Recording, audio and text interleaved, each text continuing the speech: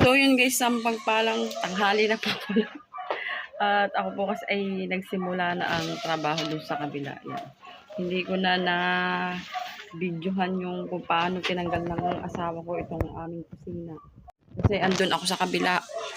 Ako ay habang naglalaba ay naglilinis ng potek-potek. Bali mga siguro mga 7 pa ako doon. Yan. Ay di ba binigyan ako ng Sir Steve ng isang araw ng pera. Sabi ko palta ng plywood yung aming kusina. Ay ang nangyari lapok na pala mga kahoy. Yun, napabili tuloy ng kahoy. Ha? Saan mo po natin?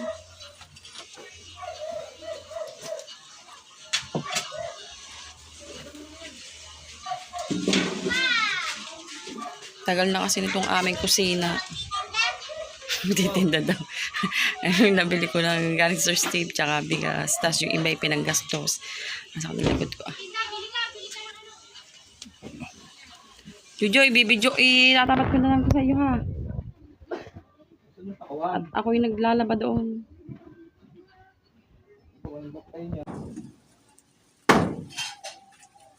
Tingnan naman dyan ko, tapos pag ano, pipindutin mo, tapos ano mo ulit. Para hindi, ha? Tingnan mo, baka malinglag, para hindi, hindi.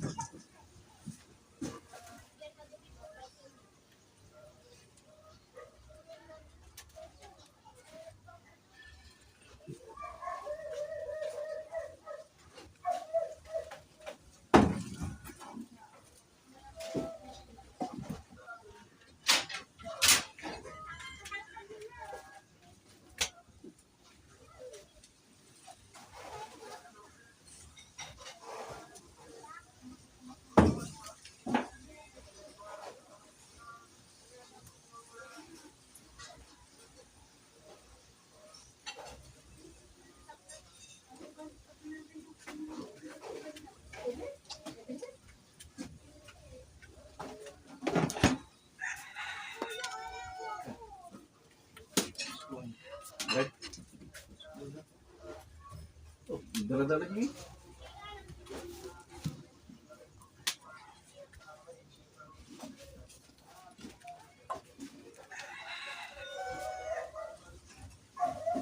Wala, takalapis.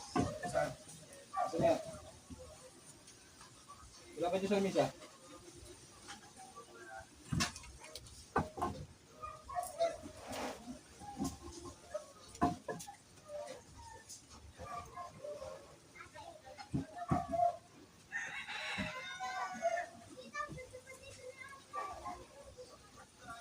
Wala.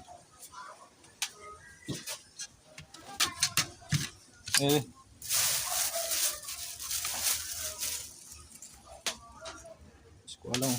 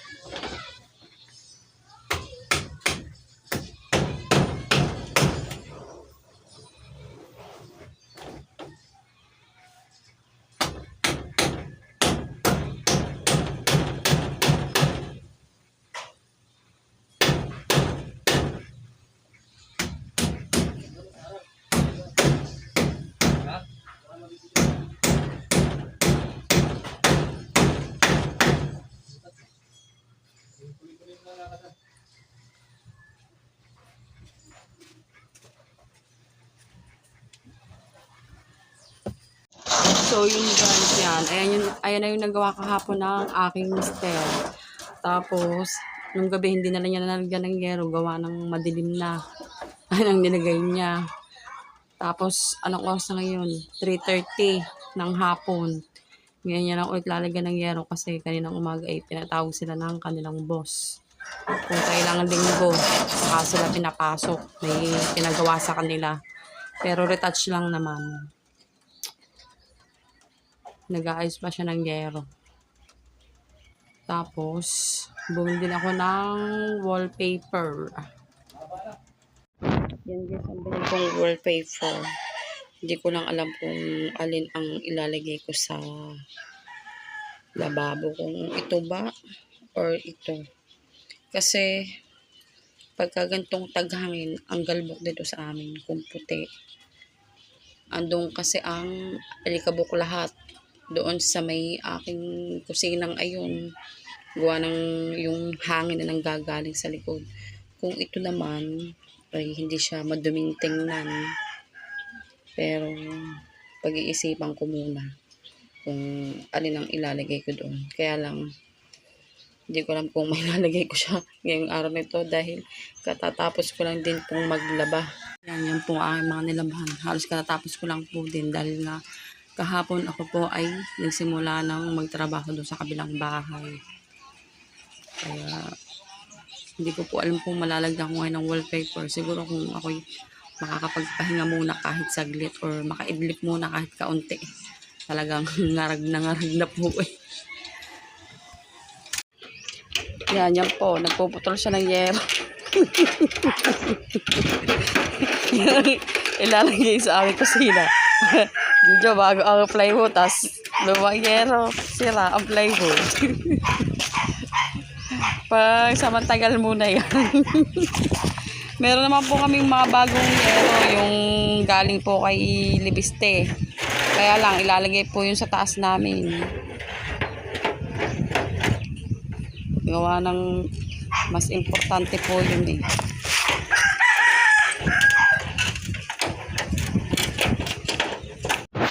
Yung guys na popok na siya.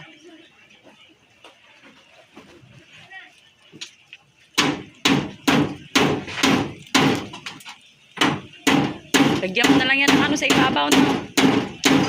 Trapal. Trapal. Ayun sa ibabaw. Yung yero.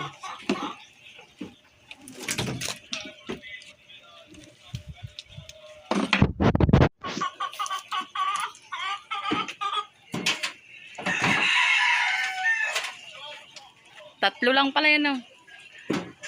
Parang isang buong yero lang pala yung Juju na.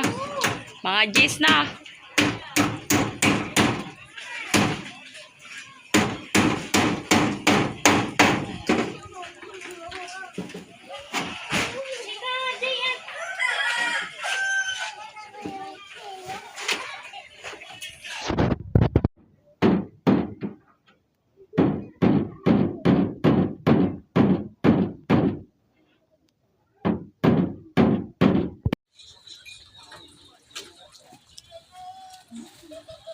Tapos na po siya. Pero nabitin daw ng kapraso.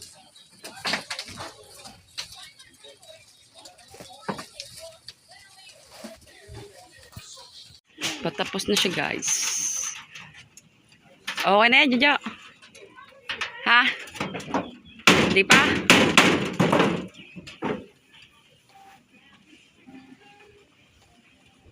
Guys, yung kabilang yung mataas na yun na kulay white ay ayun yung church. Dahil po siya ng bahay namin.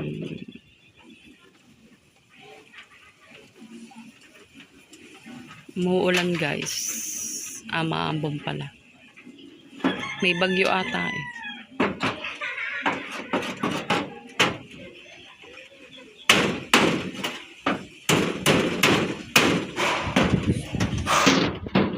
Guys, yan, tapos na.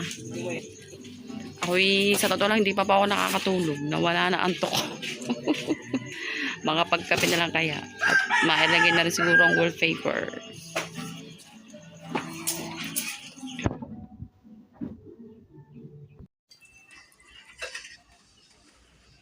Yan na siya, guys. Yan. Meron na siyang yero. May mga butas na pero gagawin niya na para ng asawa ko. At least kahit pa paano hindi na siya yung kagaya ng dati na tagpi-tagpi na pag lumalakas ang hangin ay bumubukas-kas. Minsan ako natatakot siguro pag maghugas sa plato. Ngayon ay medyo okay na siya. Pag nalagyan ko ng wallpaper, mas gaganda siya sa paningin. Yan. Dito ko lang po tinatapos ang aking vlog yan. Siguro po ang pagkakabit po ng wallpaper ay ibablog ko na lang din po dahil medyo matagal din po yun. Tsaka po mabusisi. Yan. Maraming pong salamat sa wala pong sawang sumusuporta po sa akin. Bagamat minsan po ang mga edit ay sala-sala. Pasensya na po kayo. Yan. Thank you so much po sa lahat-lahat po ng mga sumusuporta at tumutulong po. Hindi po makakalimutan yung mga tao na lagi pong nandiyan yan. Parang maiiyak naman ako. Yan. Thank you so much po. Ingat po kayong lahat at palagi po lagi kayo ng ating pong Panginoon. Bye-bye po and God bless you.